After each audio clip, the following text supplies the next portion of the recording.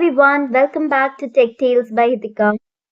In today's session, we are going to discuss the last topic of the advanced web designing chapter, that is web hosting. अभी तक हम लोगों ने जो भी टॉपिक्स पढ़े उसमें हमने ये समझा या ये पढ़ा कि हमें वेबसाइट क्रिएट कैसे करनी है या एक वेबसाइट को डिजाइन कैसे करना है. बट सिर्फ वेबसाइट क्रिएट करना या डिजाइन करना इम्पोर्टेंट नहीं है. It should be made available to the user so that they can access them.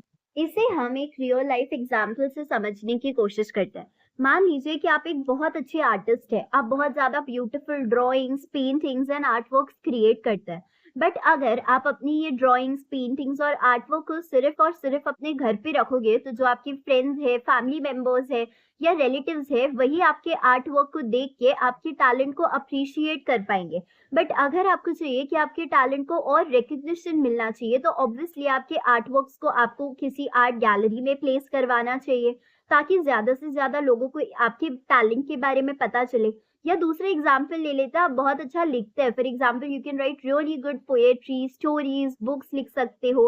But अगर आप सिर्फ लिख के रखोगे तो लोगों को पता थोड़ी चलेगा कि that particular person is able to write such good stories and poetry. Right, you need to place your books in a library so that more and more people can access your books, can read them and can appreciate your talent. right, तो web hosting के case में भी यही similar चीज होती है कि सिर्फ एक वेबसाइट डिजाइन करके हमें हमारे पास नहीं रखनी है. अभी अगर मैं ये वीडियोस रिकॉर्ड कर रही हूँ, ये टीचिंग वीडियोस रिकॉर्ड कर रही हूँ, तो इन्हें रिकॉर्ड करके मुझे अपने पास नहीं रखना है. I want that these videos should reach to maximum amount of kids और पीपल आउट देयर.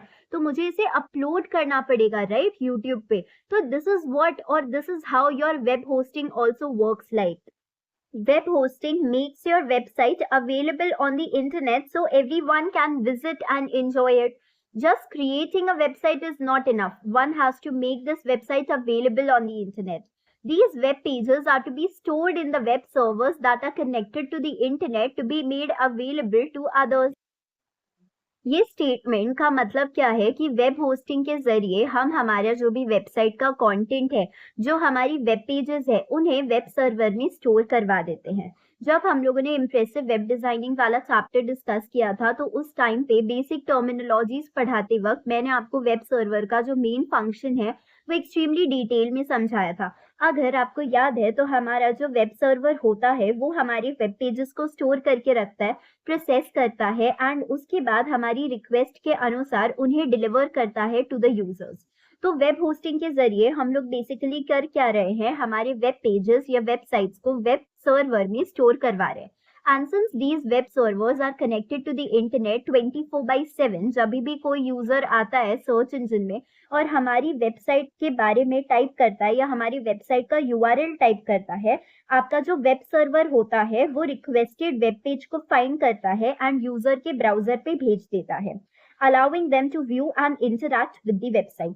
इससे क्या होता है, कोई भी यूजर किसी भी टाइम पे आपकी जो वेबसाइट है उसे एक्सेस कर सकता है. I hope you guys are very clear with the introduction part. अब हम लोग वेब होस्टिंग को और डिटेल में समझते हैं. तो अगर हम हमारी टेक्स्ट बुक का डेफिनेशन रीड करें तो it says that web hosting is the service of providing storage space. The website is made available on the internet using web hosting. तो आपको बहुत ज्यादा सिंपल लैंग्वेज में यही समझाया गया है कि वेब होस्टिंग की जो सर्विस रहती है वो आपकी वेबसाइट को एक प्लेस प्रोवाइड करती है to store itself on the internet.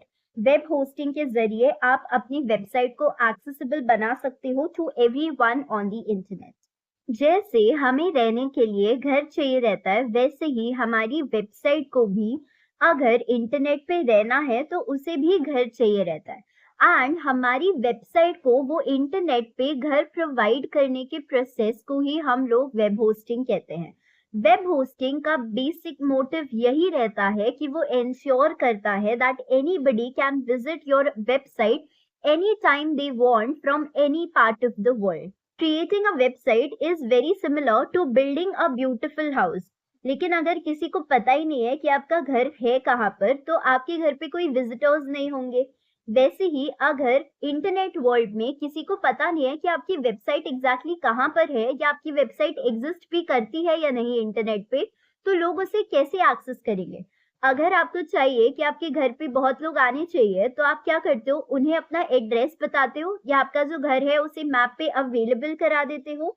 Internet world में इस मैप को ही हम लोग वेब होस्टिंग कहते हैं।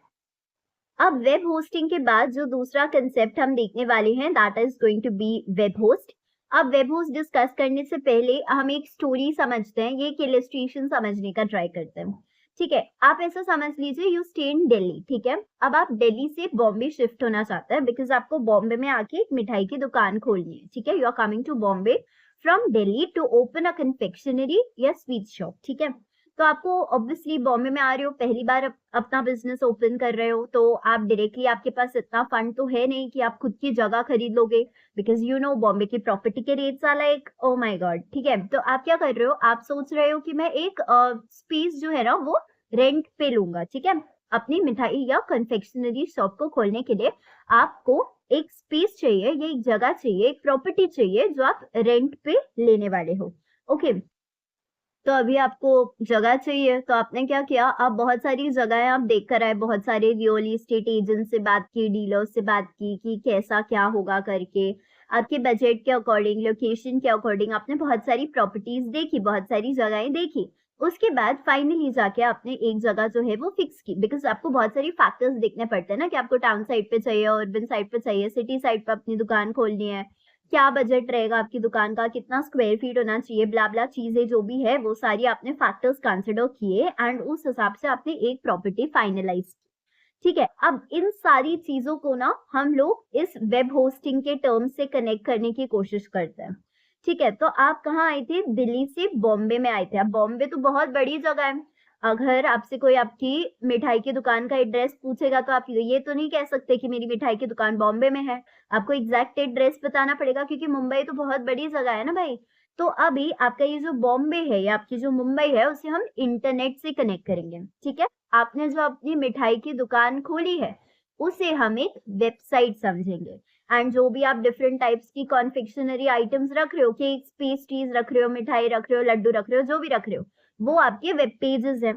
ठीक है, अब मैंने जैसे आपको से ऑलरेडी कहा कि बॉम्बे बहुत बड़ा है, इंटरनेट बहुत बड़ा है, वहां इंटरनेट पे या बॉम्बे पे आपने बस एक छोटी सी अपनी मिठाई की दुकान खोली है, राइट।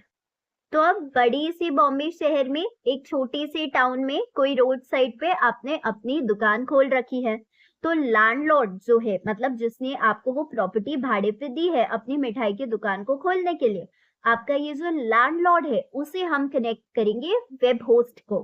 ठीक है, we will be connecting your landlords with web host.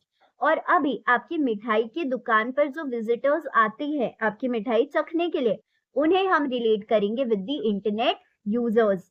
ठीक है, तो आपकी मिठाई की दुकान क्या है, एक वेबसाइट है, एंड जहां पर आपने अपनी वेबसाइट को स्टोर करवा कर रखा है वो क्या है, आपकी स्टोरेज स्पेस है, मतलब आपकी मिठाई की दुकान की एग्जैक्ट लोकेशन आपकी स्टोरेज स्पेस है, राइट। उसके बाद आपका जो बॉम्बे है पूरा का पूरा, वो क्या है, इंटरनेट है, एंड आपका जो लैंडलॉर्ड है जिसने आपको वो जगह दी अपने मिठाई की दुकान को खोलने के लिए, वो आपके वेब होस्ट है, राइट। एक और इलिस्ट्रेशन समझते हैं जिससे आपको वेब होस्ट क्या होता है वो और क्लियरली समझ में आएगा। वही प्रीवियस एग्जाम्पल जहाँ हम लोग बहुत अच्छी किताबें लिखते थे, पोएट्री और स्टोरीज लिखते थे, बट सिंस हम शाय थे, इंट्रोवर्ट थे, हम हमारी बुक्स को घर पे ही रखते थे। बट फाइनली हमने डिसाइड किया है कि आई वांट कि जो मेरी बुक्स है वो बहुत से ज्यादा लोग रीड करे एंड मेरे टैलेंट को रिकग्नाइज करे। तो मैंने फाइनली डिसाइड किया कि मैं जाऊंगी इस बुक को किसी लाइब्रेरी में या बुक सेंटर में जाके रख दूंगी, so that more and more people are able to read my books and appreciate my talent. So मैं फाइनली लाइब्रेरी में गई एंड मैंने वहां पे बुक्स रख दी। अभी मैंने कैटेगरीज में बुक लिखे थे, मतलब मैं स्टोरीज भी लिखती हूँ, पोएट्री भी लिखती हूँ, तो लाइब्रेरी में बहुत सारी शेल्फ थे, तो अकॉर्डिंगली मैंने मेरी बुक्स को अरेंज कर दिया। तो जब भी जैसे भी जो भी कैटेगरी का बुक पढ़ना है, जैसे किसी को स्टोरी बुक पढ़ना है तो वो स्टोरी बुक का शेल्फ खोलता है एंड देन मेरा बुक अगर उसे मिलता है तो वो मेरी बुक को पढ़ता है। अभी you guys might be thinking कि एग्जाम्पल का यहाँ क्या रिलेवेंस है, तो हम इसे कनेक्ट करने की कोशिश करते हैं, एनालॉजी बिठाने की कोशिश करते हैं। तो यहाँ पे जो हमारी बुक्स है ना वो हमारी वेबसाइट को रिप्रेजेंट कर रहे हैं, क्योंकि हमारी वेबसाइट में क्या होता है, कंटेंट होता है, वैसे ही हमारी बुक्स में भी हमने ढेर सारा कंटेंट लिख रखा है। सो यहाँ पे हमारी जो बुक्स है वो हमारी वेबसाइट को रिप्रेजेंट कर रहे हैं, जहाँ पे इमेजेस है एंड पिक्चर्स है, फोटोज है, या फिर बहुत सारा अच्छा क्रिएटिव कंटेंट लिख रखा है हमने। और हमारी जो यहाँ पे लाइब्रेरी है ना, it is symbolising a web host which stores and organises your websites files. मतलब बेसिकली यहाँ पे हमारी जो लाइब्रेरी है वो हमारी बुक्स को ऑर्गेनाइज करने के लिए हमारी को हेल्प कर रही है। तो यहाँ पे जो हमारी लाइब्रेरी है it is basically symbolising a web host, and यहाँ पे जो भी विजिटर्स आएंगे हमारी लाइब्रेरी में, जो भी लोग आएंगे, जो बच्चे आएंगे या जो भी लोग आएंगे जो हमारी बुक्स को रीड करेंगे, they are symbolizing your internet users. And यहाँ पे शेल्स क्या डिनोट कर रहे हैं? शेल्स हमारे वेब सर्वर्स को डिनोट कर रहे हैं। सो बेसिकली लाइब्रेरी एक वेब होस्ट की तरह है जो शेल्स प्रोवाइड कर रही है, जो कि वेब सर्वर्स है, जहां हम हमारी बुक्स, इसका मतलब हमारी वेबसाइट्स को स्टोर करके रख रहे हैं। अब हम गेसिंग कि वेब होस्ट का कंसेप्ट एक्चुअली समझाने से पहले आपको एक क्लियर आइडिया मिल गया होगा कि वेब होस्ट एग्जैक्टली करते क्या है। जैसे एक लाइब्रेरी एक्सेस प्रोवाइड करती है to books for many people, आपका जो वेब होस्ट है it makes your website accessible to users worldwide by storing the files securely and ensuring that they can be retrieved whenever someone visits your site. Simple language में the companies that provide web hosting services are called as web host. कुछ काफी ज्यादा trending examples है, जैसे कि GoDaddy जो कि एक सबसे ज्यादा largest web host service provider है, Bluehost है हमारे पास, HostGator है, SiteGround है, A2 होस्टिंग है। ये कुछ ऐसी पॉपुलर कंपनीज है जो वेब होस्टिंग की सर्विसेज प्रोवाइड करती है। अब इन वेब होस्ट जो रहता है ना, वो अपने खुद की वेब सर्वर्स को ओन करता है। इसका मतलब हमारी जो वेब होस्टिंग कंपनीज रहती है उनके पास स्पेशल कंप्यूटर्स रहते हैं जिन्हें हम लोग सर्वर्स कहते हैं, जो हमारी वेबसाइट के कंटेंट, हमारी फाइल्स, डेटा को स्टोर करके रखती है। जब भी किसी को हमारी वेबसाइट पे विजिट करना होता है, जो यूजर का कंप्यूटर होता है वो हमारी वेब होस्ट के सर्वर के साथ कनेक्ट करता है, और हमारा जो वेब होस्ट का सर्वर रहता है वो उनकी रिक्वेस्ट के अनुसार उनके ब्राउजर पे हमारी वेबसाइट के वेब पेजेस का कंटेंट या फाइल्स जो है वो सेंड करता है। इससे क्या होता है, हमारी जो वेबसाइट होती है वो विजिबल होती है to the users and accessible होती है to anyone with an internet connection. उसके बाद ये आपकी जो वेब सर्वर्स रहते हैं वो अनइंटरप्टेड इंटरकनेक्टिविटी प्रोवाइड करते हैं। इसका मतलब आपके जो वेब सर्वर्स रहते हैं ना, वेब होस्ट ये इंश्योर करते हैं कि जो आपकी वेब सर्वर्स है वो 24/7 इंटरनेट से कनेक्टेड है, सो दैट जिसे जब भी कहां से भी आपकी वेबसाइट को एक्सेस करना है तो वो कर सकता है। So with this, I hope you guys are very clear with what is web hosting and what are web hosts. हम इन दोनों concepts को एक मिनट में conclude कर लेते हैं। Web hosting is like renting space on the internet to store your website. It's a service which is provided by companies called web host. आपके जो web host रहते हैं उनके पास special computers रहते हैं जिन्हें हम web servers कहते हैं, जो हमारी फाइल का डेटा, फाइल्स, इमेजेस, ये सब चीज, वीडियोस वगैरह सिक्योरली स्टोर करके रखते हैं। वेब होस्ट जो रहते हैं वो इंश्योर करते हैं कि जो इनके सुपर कंप्यूटर्स है, स्पेशल कंप्यूटर्स है जिन्हें हम वेब सर्वर्स कहते हैं, वो 24/7 इंटरनेट से कनेक्टेड रहे, सो दैट जब भी किसी को भी हमारी वेबसाइट एक्सेस करनी हो तो वो विदाउट एनी डिफिकल्टी कर सकते। अब हमारी जो वेब होस्टिंग रहती है वो 3 टाइप्स की रहती है, shared hosting, free hosting and dedicated hosting. हम तीनों टाइप्स को एक एक करके डिस्कस करेंगे। जो हमारी पहली टाइप ऑफ वेब होस्टिंग है वो है शेयर्ड होस्टिंग। अब शेयर्ड होस्टिंग में क्या होता है, एक ही वेब सर्वर पर मल्टीपल वेबसाइट्स को स्टोर करवाया जाता है। शेयर होस्टिंग में क्या रहता है कि मल्टीपल वेबसाइट्स एक ही सर्वर को शेयर कर रही रहती है, तो हर एक वेबसाइट को अपनी डिजायर्ड अलोकेटेड स्पेस तो मिलती है, बट बहुत सारी अलग रिसोर्सेज जैसे कि प्रोसेसिंग पावर हो गया, रैम हो गया, बैंडविड्थ, ये सारी चीजें जो रहती है वो आपको मल्टीपल वेबसाइट्स के साथ जो उस पर्टिकुलर सर्वर पर रिसाइड कर रही है उनके साथ शेयर करनी पड़ती है। आपकी जो शेयर्ड होस्टिंग रहती है वो काफी ज्यादा अफोर्डेबल रहती है, काफी ज्यादा कॉस्ट इफेक्टिव रहती है, क्योंकि एक ही सर्वर पर बहुत सारी वेबसाइट्स है जो रिसाइड कर रही है, तो जो भी आपका कॉस्ट रहता है उन मल्टीपल वेबसाइट्स के बीच में स्प्लिट हो जाता है या डिवाइड हो जाता है। देखने जाएं तो आपकी शेयर्ड होस्टिंग काफी ज्यादा लिमिटेशंस के साथ आती है, क्योंकि आपकी शेयर्ड होस्टिंग में वेबसाइट्स जो रहती है वो बाहरी रिसोर्सेज को शेयर कर रही रहती है। किसी एक वेबसाइट की जो परफॉर्मेंस होती है वो अफेक्ट हो सकती है by the activities of other websites on the same server, example के लिए मान के चलते हैं कि एक वेबसाइट जो उस पर्टिकुलर सर्वर पे है, उसकी जो ट्रैफिक है वो अचानक से काफी ज्यादा बढ़ गई, तो वो जो रिसोर्सेज कंज्यूम कर रही है उसकी जो कैपेसिटी होगी वो अचानक से बढ़ जाएगी, जिसकी वजह से दूसरी जो वेबसाइट्स है उनको कम रिसोर्सेज मिलेंगे। एंड ऐसा हो सकता है कि दूसरी वेबसाइट्स की जो एक्टिविटी होती है उन पे भी अफेक्ट पड़ सकता है। अगर हम कंक्लूजन में कहना चाहें तो आपकी जो शेयर्ड होस्टिंग रहती है वो बिगिनर्स के लिए काफी ज्यादा यूजफुल रहती है।